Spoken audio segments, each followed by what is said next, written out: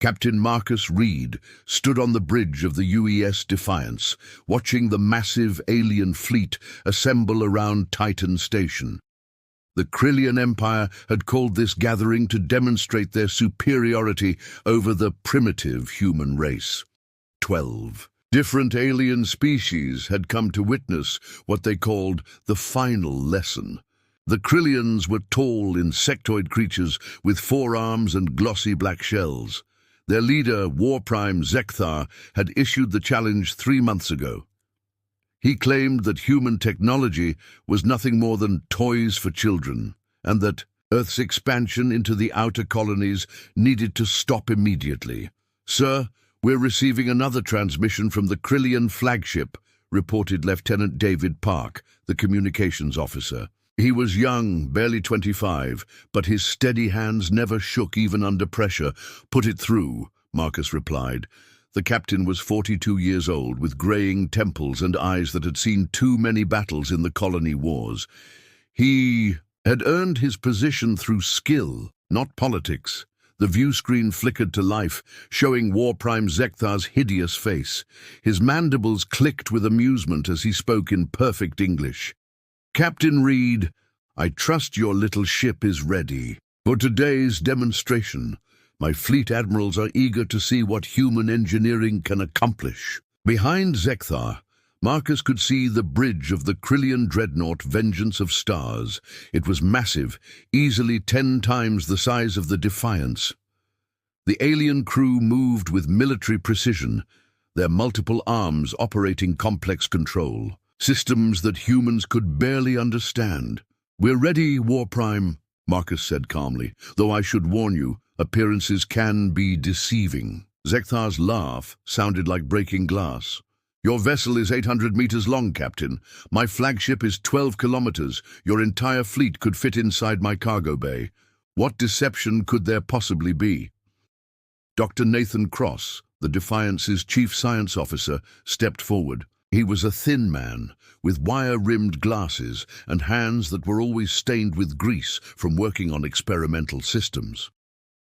"Warprime, if I may ask, what do your sensors tell you about our ship's power output?" The alien leader's mandibles twitched with annoyance. "Your primitive fusion reactors generate approximately 2.3 terawatts, barely enough to power one of our secondary weapons arrays. Why do you waste our time with such questions?" Marcus and Nathan exchanged glances. The aliens had no idea what they were really looking at. The Defiance wasn't powered by fusion reactors. Deep in its core sat humanity's first successful antimatter containment system, generating enough power to light up half of Earth for a year. "Captain," called out Commander Jessica Vale from the weapons station. She was a career military officer with short red hair and a reputation for never missing her target. "All systems are green. The Omega cannon is fully charged and ready for deployment." The alien fleet spread out in a wide formation around Titan Station. 12 species had come to watch the humans be humiliated. The Cytherian Empire's crystal ships gleamed like jewels in the sunlight. The Vorlak Confederacy's bioships pulsed with organic energy. The machine race, known as the Collective, had sent their geometric vessels that defied conventional physics.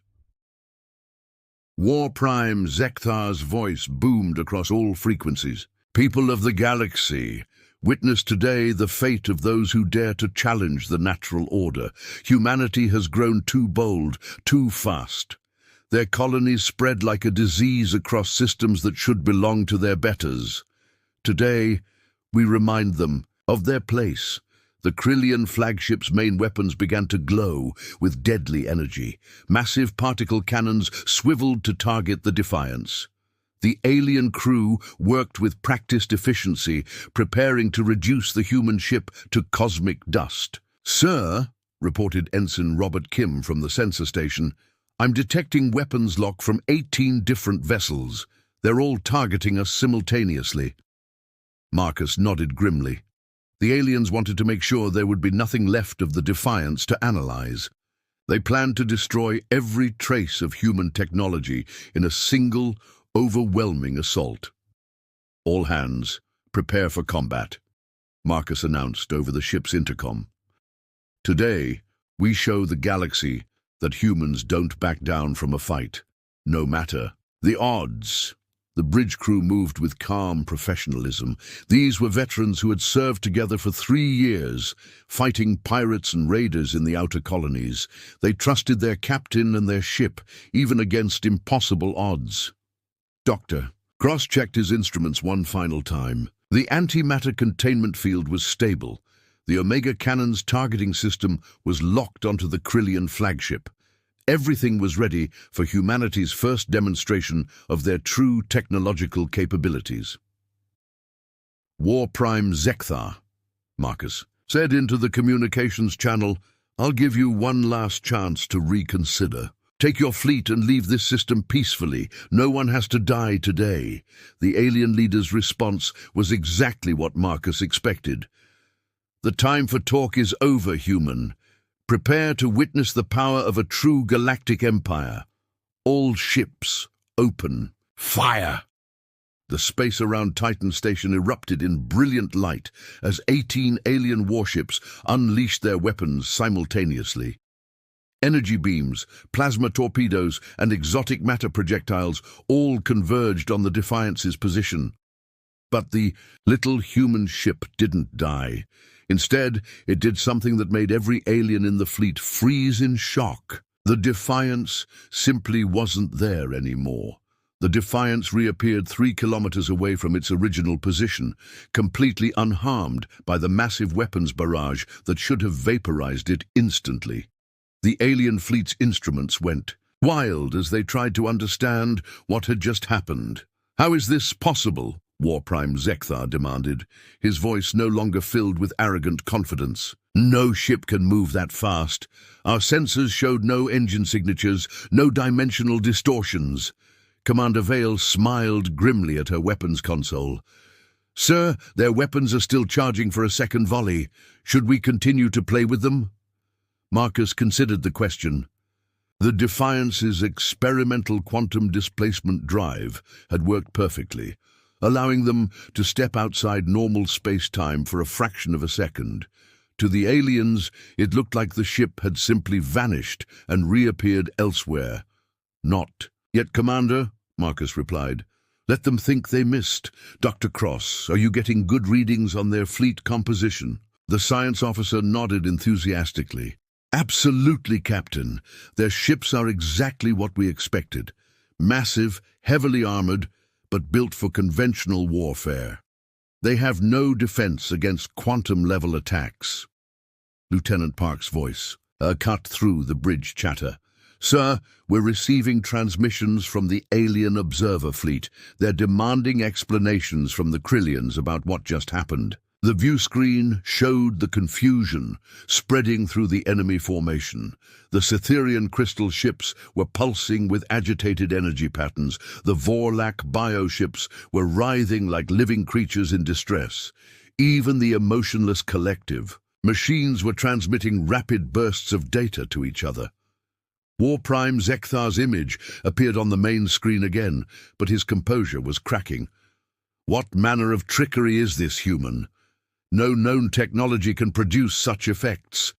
"You're right," Marcus said calmly.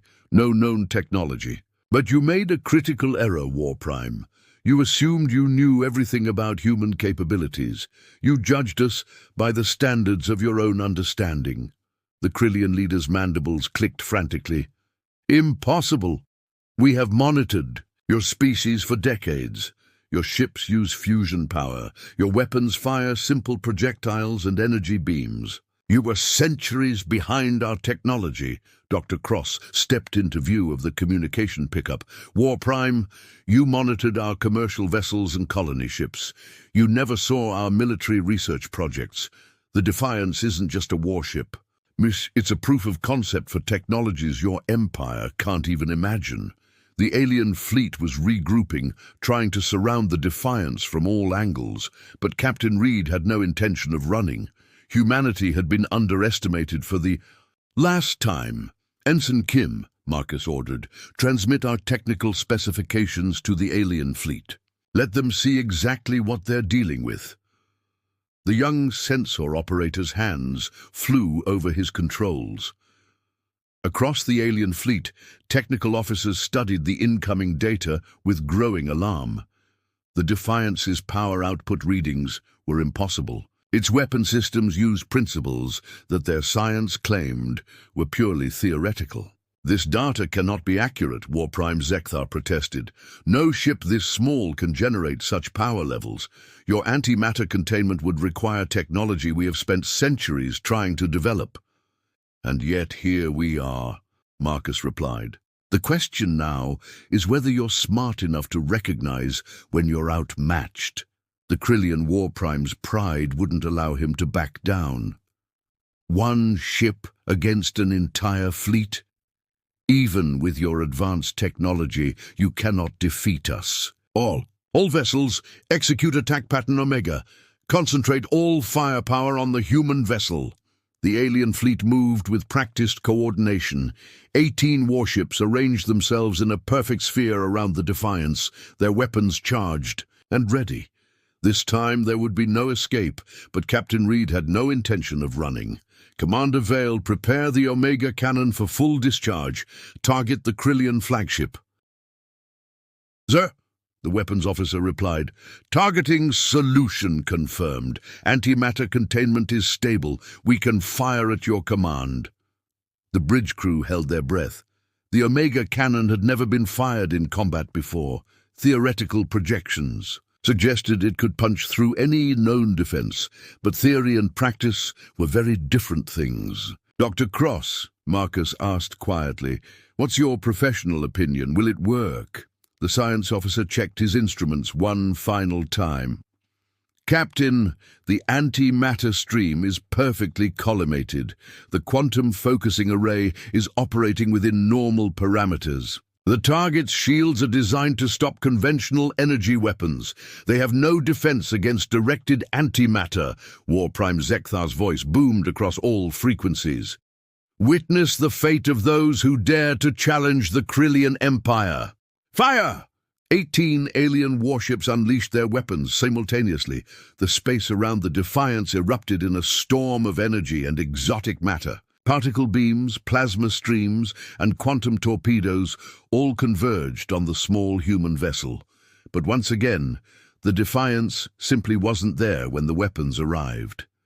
This time, the ship reappeared directly above the Krillian flagship, its hull glowing with barely contained energy. The Omega cannon's charging sequence had reached its final stage. "Fire," Captain Reed said quietly. The Omega cannon fired with a sound that no human ear should have been able to hear in the vacuum of space. The directed antimatter stream lanced out from the Defiance's bow, a beam of pure annihilation that made the surrounding stars dim by comparison. The beam struck the Krillian flagship's shields and simply erased them. The exotic energy barriers that had protected the vengeance of stars for 300 years of warfare vanished, as if they had never existed. The antimatter stream continued through the ship's hull, leaving a perfectly circular hole 12 meters wide that went from bow to stern. For a moment, nothing happened. The massive dreadnought continued on its course, seemingly unharmed except for the strange hole in its structure. Then the secondary explosions began. The antimatter beam had passed directly through the ship's main reactor core. The resulting cascade failure lit up the Krillian flagship like a small sun. 12 kilometers of advanced alien technology simply ceased to exist in a blaze of light that could be seen from Titan Station's observation decks. The silence that followed was absolute. 17 alien warships hung motionless in space, their crews staring in shock at the debris field that had once been their fleet's pride. The vengeance of stars, the ship that had conquered star systems and brought entire civilizations to their knees, had been destroyed by a single shot from a vessel they had dismissed as primitive. "Impossible," whispered Fleet Commander Zithrak of the Cytherian Empire. His crystalline form was flashing with patterns of pure terror. No weapon can generate such power. No ship that small can carry such systems. Dr. Cross activated the external communications array, his voice carrying to every ship in the alien fleet. Fleet Commander Zythrak, you're making the same mistake as the Krillians. You're judging human technology by your own limitations. We don't build bigger ships, we build better ones. The Defiance moved through the debris field with casual grace, its quantum displacement drive allowing it to navigate the wreckage as if it were standing still. Captain Reed's voice was calm and professional as he addressed the remaining alien. Vessels, this is Captain Marcus Reed of the United Earthship Defiance. I am speaking to the combined fleet of the Galactic Alliance. You came here today to witness the humiliation of humanity. Instead, you have seen the birth of a new galactic power. Commander Vale's tactical display showed the alien fleet in complete disarray. Ships were breaking formation, their commanders frantically trying to decide whether to fight or flee. The Vorlak bioships were actually retreating, their organic hulls pulsing with fear responses. "Captain," reported Lieutenant Park, "we're receiving surrender requests from 6 different vessels. The collective ships are requesting permission to scan our technology. The Hegemony fleet is asking for safe passage out of the system." Marcus nodded grimly. "Denied to all requests. We're not done here yet." The Defiance came to a stop in the exact center of the alien formation. 17 warships surrounded the small human vessel, but none of them dared to fire. They had all seen what happened to the Krillians. "Dr. Cross," Marcus ordered, "activate the holographic projector, full tactical display." The space around the Defiance suddenly filled with light as the ship's advanced projection systems came online. A 3-dimensional map appeared, showing the positions of every ship in the fleet. But more importantly, it showed the targeting solutions the Defiance had calculated for each vessel. "Fleet Commander Zythrak," Marcus said, his voice carrying, "to every ship in the alien formation, your crystal ships are beautiful, but they have a critical weakness. The harmonic resonance of your hull structure creates a specific frequency vulnerability, one precisely tuned antimatter pulse, and your entire vessel will shatter like glass." The Cytherian commander's crystalline form went completely dark. "How do you know this? That information is classified at the highest levels of our military command." "Admiral Kethros of the Hegemony," Marcus continued, ignoring the question, "your ships use biological neural networks for their computer systems. The Omega cannon can be configured to emit targeted electromagnetic pulses that will lobotomize your vessels without damaging their hulls. You'll be left with 17 perfectly intact ships that can't think." The Hegemony Admiral's tentacles writhed with agitation.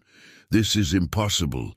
Our bio-neural systems are completely isolated. No external signal can penetrate our organic firewalls."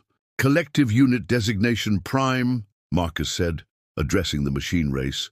"Your ships exist in a state of quantum superposition that allows them to phase in and out of normal space. But that same quantum state makes you vulnerable to antimatter disruption. One shot and your vessels will be permanently phased out of this reality." The collective's response came as a burst of electronic static that the Defiance's computers translated into words. "This knowledge violates the fundamental principles of our construction. Explain how inferior biological entities have discovered our core vulnerabilities." Dr. Cross smiled at his instruments. "We've been watching you for decades, studying your technology, learning from your mistakes. The difference between humans and the rest of the galaxy is that we never stop improving. While you perfected your weapons centuries ago, we're still inventing new ones." The holographic display showed detailed attack patterns for every ship in the alien fleet. The Defiance had calculated exactly how to destroy each vessel with maximum efficiency.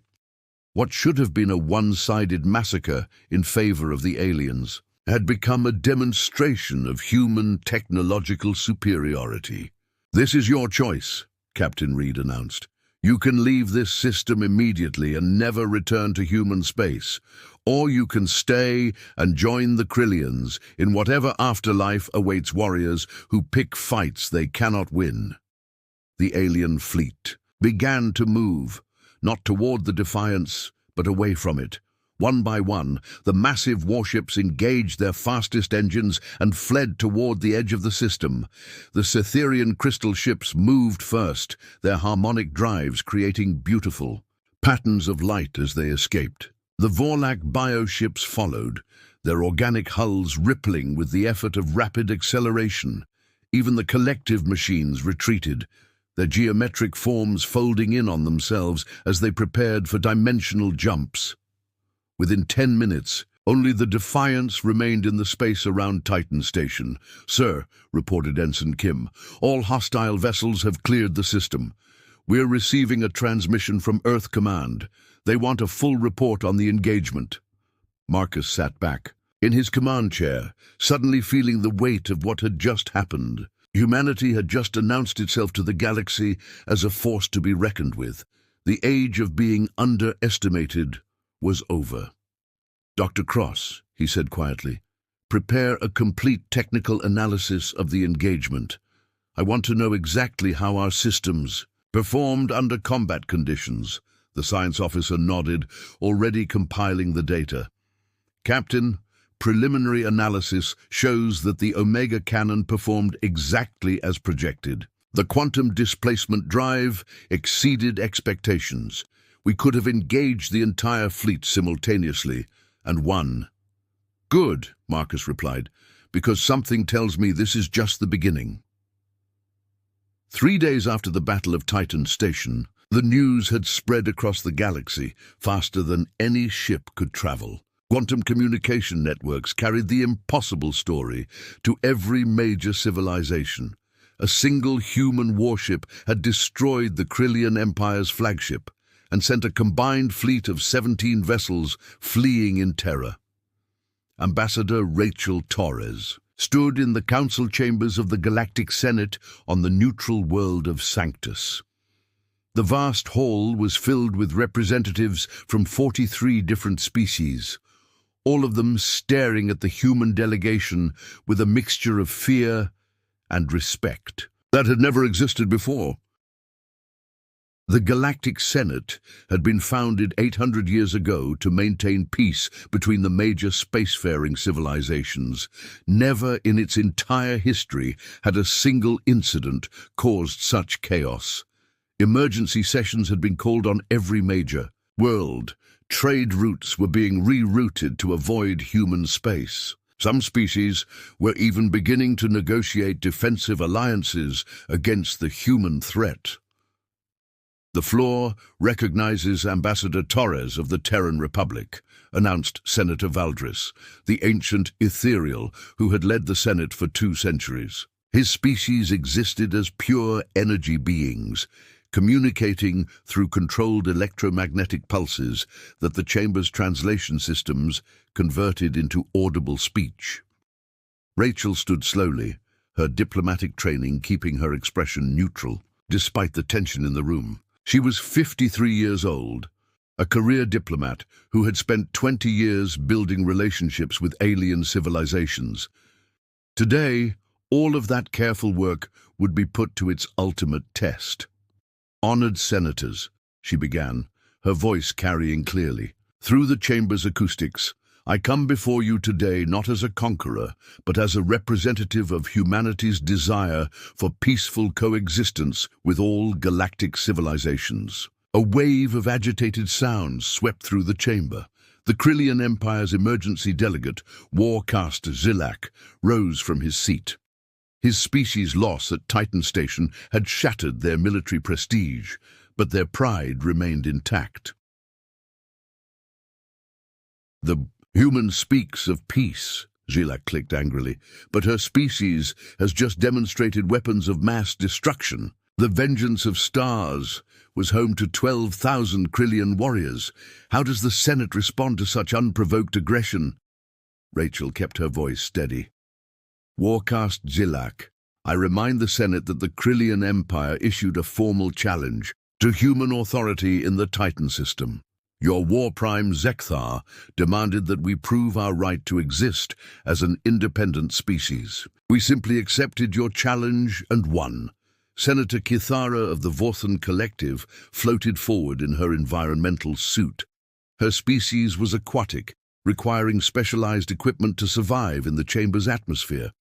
Ambassador Torres, the concern of this body is not the legal technicalities of the engagement. The concern is that humanity has revealed technological capabilities that threaten the balance of galactic power. How so, Senator? Rachel asked. Because we defended ourselves effectively. Because you defended yourself impossibly, replied Counselor Nexus 7 of the Synthetic Confederacy. The artificial being's holographic form flickered with rapid data streams. Our analysis of the engagement shows that human technology has advanced beyond all known physical limitations. Your ship's power output, weapon systems and defensive capabilities suggest scientific breakthroughs that should have taken centuries to achieve. Dr. Michael Park, Rachel's scientific advisor, stepped forward. He was the younger brother of the Defiance's communications officer and had spent his career studying alien technology for the Terran Diplomatic Corps. Honored senators, Dr. Park said, humanity has always been a curious species. We observe, we learn, we adapt. For decades, we have studied the technology of every civilization we have encountered. The Defiance represents the culmination of that learning process.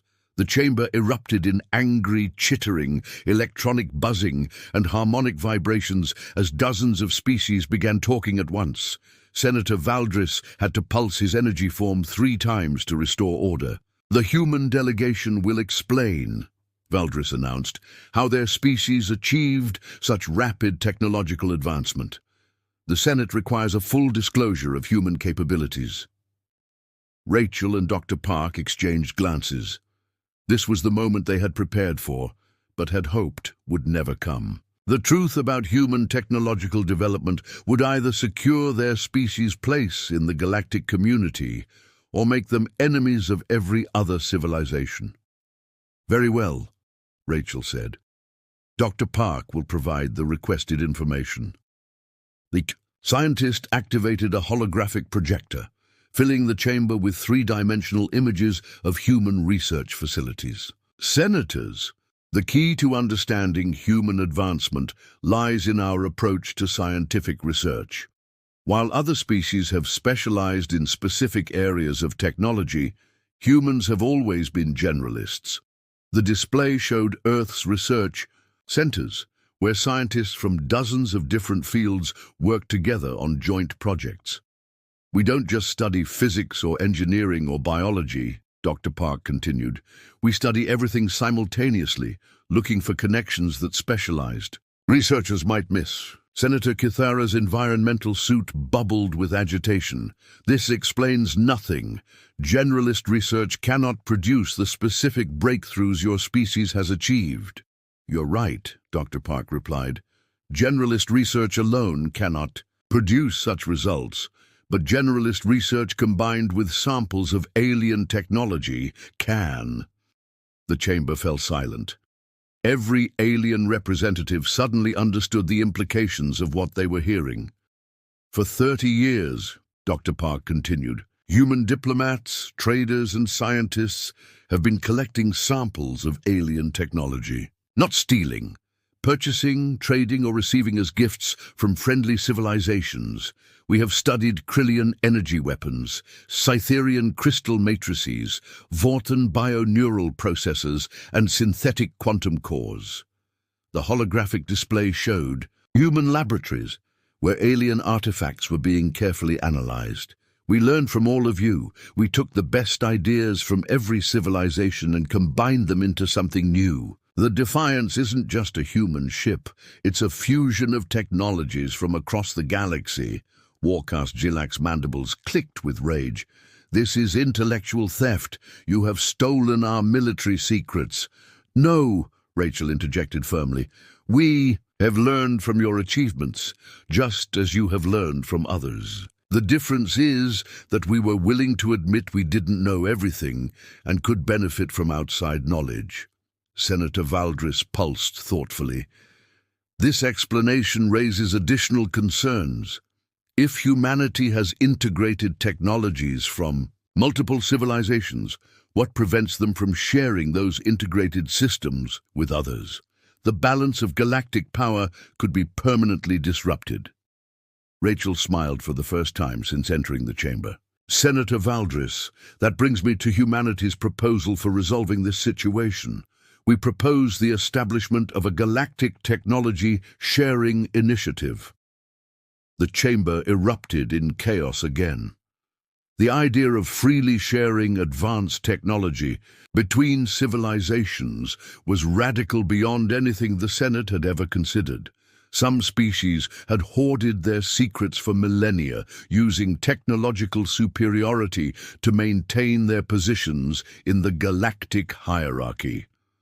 "The human proposal is this," Rachel announced over the noise. "Instead of allowing technological advancement to remain concentrated in the hands of a few powerful civilizations, we establish a system where all species can benefit from each other's discoveries.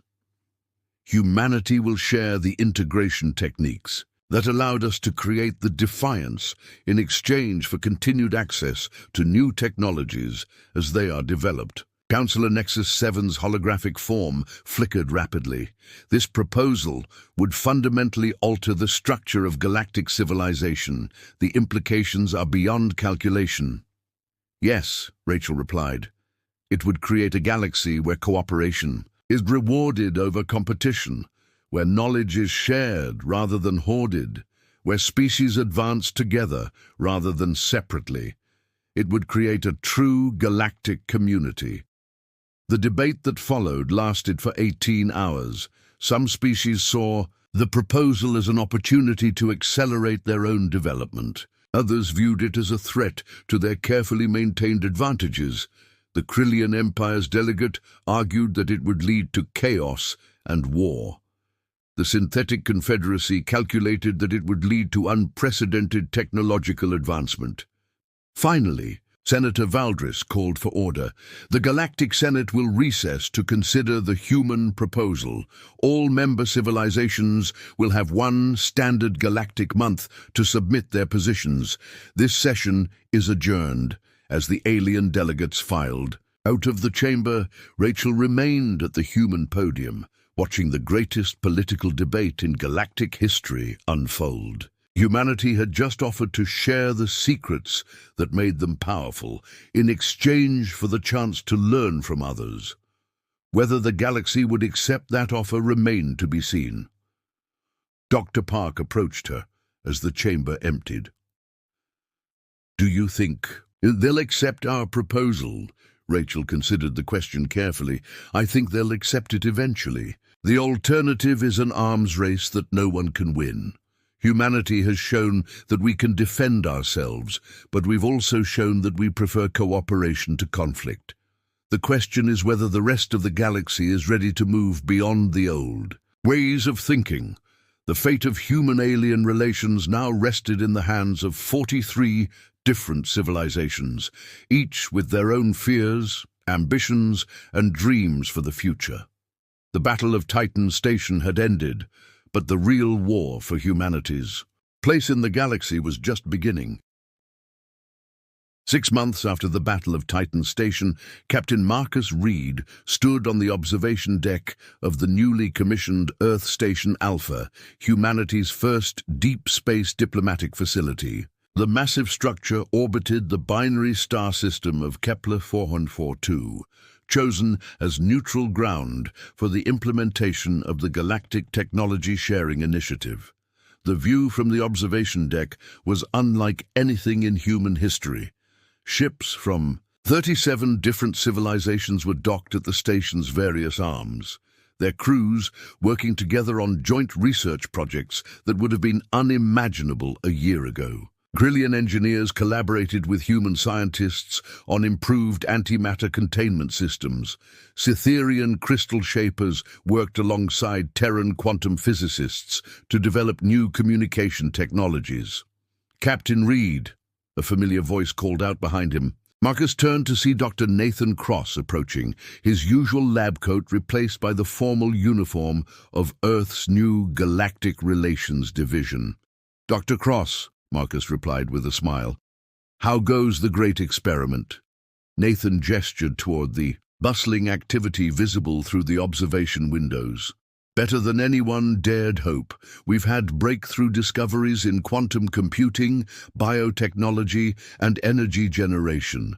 The Vorthan bio-neural processors integrated with our AI systems have produced cognitive enhancement technologies that could revolutionize education across the galaxy. The success of the technology sharing initiative had surprised even its human creators. Initially, many alien civilizations had been reluctant to share their most advanced secrets. The Synthetic Confederacy had been particularly cautious, fearing that biological species would misuse their quantum processing technologies. But as the first joint projects began producing results, attitudes had started to change. The hegemony's biological engineering techniques, combined with human genetic research and Cytherian crystal growth methods, had produced medical technologies that could extend lifespans and cure diseases across multiple species. The potential benefits were too great to ignore. "What's the latest report from the Krillian delegation?" Marcus asked. Nathan's expression grew more serious. "Warcast Zilak has been replaced by Science-cast Thyman. The Krillian Empire has officially abandoned their military expansion policies and is focusing on technological development instead. Losing the vengeance of stars was a shock to their entire civilization, but they've adapted faster than anyone expected. The transformation of the Krillian Empire had been one of the most dramatic changes in galactic politics. The warrior caste that had dominated their society for centuries was being replaced by scientists and engineers. Their military fleets were being converted into research vessels, and their conquered territories were being granted independence in exchange for continued technological cooperation. "Commander Vale sends her regards, by the way," Nathan continued. "The Defiance has been assigned to escort duty for the joint exploration mission to the Andromeda Galaxy. Apparently, the collective's dimensional drive technology, combined with our antimatter power systems, has made intergalactic travel possible." Marcus nodded with satisfaction. Jessica Vale had been promoted to captain of her own vessel, the UES Endeavour, humanity's first ship designed specifically for peaceful exploration rather than military defense. The irony wasn't lost on him that the technologies developed for war were now being used to expand the boundaries of known space. A soft chime indicated an incoming communication. The observation deck's holographic projector activated, showing the image of Ambassador Rachel Torres calling from the Galactic Senate chambers on Sanctus. "Captain Reed, Dr. Cross," Rachel's image said with a warm smile. "I wanted to inform you that the Senate has just passed Resolution 7743.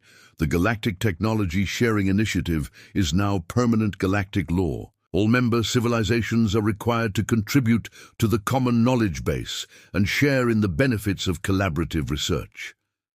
"Congratulations, Ambassador," Marcus replied. "You've just changed the course of galactic history." "We all have," Rachel corrected. "But I have more news. The Senate has also voted to establish a new organization, the Galactic Exploration Consortium. Humanity has been asked to lead the first mission to establish contact with civilizations beyond the Milky Way galaxy." Dr. Cross whistled softly. "Intergalactic diplomacy. That's a concept I never thought I'd hear in my lifetime." The implications were staggering. The success of the technology sharing initiative had created a new model for interspecies cooperation that could potentially be extended to other galaxies. Humanity, once dismissed as a primitive species barely worthy of notice, was now being asked to lead the galaxy's expansion into the broader universe. There's one more thing, Rachel's image continued. The Senate has also voted to rename this era in galactic history. It will be known as the Age of Cooperation, and its beginning will be marked by the date of the Battle of Titan Station. Humanity's first demonstration of advanced technology will be remembered not as an act of war, but as the catalyst for the greatest period of peaceful advancement in galactic history. Marcus felt a deep sense of satisfaction at the news. The Defiance had been designed as a warship built to defend humanity against hostile alien forces. Instead, it had become the foundation for an age of unprecedented cooperation and shared prosperity. "Captain," Dr. Cross said quietly, "there's something I've been meaning to ask you.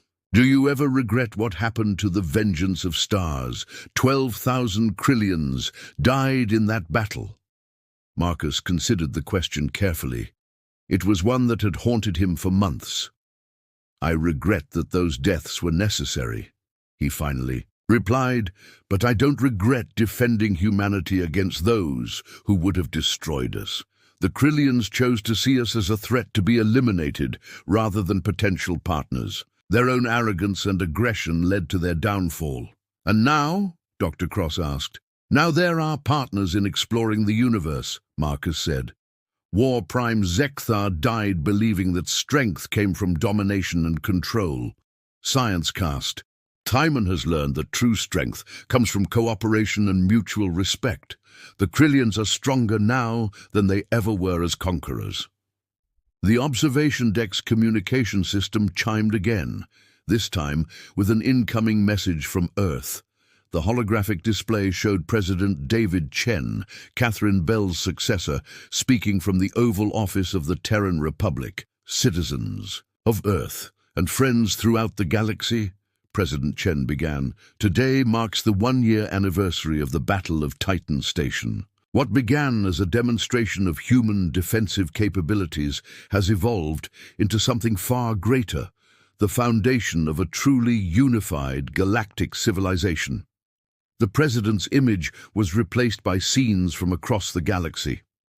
Human colonists and alien settlers working together to terraform new worlds.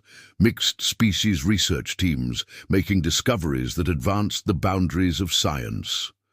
Diplomatic exchanges that were creating new forms of art, literature, and culture that transcended the limitations of any single species. The Terran Republic announces today the launch of Project Infinity, President Chen continued. "Working with our galactic partners, we will construct the largest space habitat ever attempted, an artificial world capable of supporting millions of inhabitants from dozens of different species. This habitat will serve as a permanent symbol of galactic cooperation and a launching point for humanity's next great adventure, the exploration of distant galaxies." Marcus and Dr. Cross exchanged glances. Project Infinity represented everything that the technology-sharing initiative had made possible. The habitat would require technologies from every major civilization in the galaxy, working together to create something that no single species could accomplish alone. "There's something else," Dr. Cross said quietly. "The Synthetic Confederacy has made a discovery that changes everything we thought we knew about the universe. Their deep space monitoring systems have detected structured signals from outside. The local group of galaxies. We're not alone in the universe. We're part of something much larger." The revelation sent a chill down Marcus's spine. The galaxy had spent the past year learning to cooperate with species they had known about for centuries. Now they were facing the possibility of contact with civilizations so distant and alien that they might